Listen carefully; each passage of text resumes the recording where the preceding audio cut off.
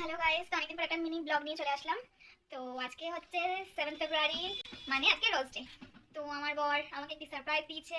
তো আমি জানি না প্যাকেটে কি আছে, তো চলো সেটা দেখা যাক। দেখো, এখন আমি প্যাকেটটা ওপেন করছি, দেখা যাক প্যাকেটের মধ্যে কি আছে। বাহ, দেখো প্যাকেটের মধ্যে একটা ভীষণ সুন্দর গোলাপ আছে।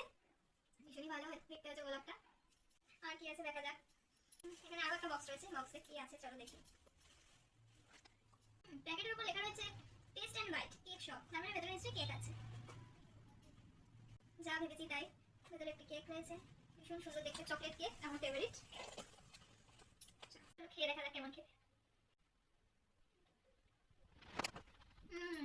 অসাধারণ খেতে কেকটা, খুবই ভালো।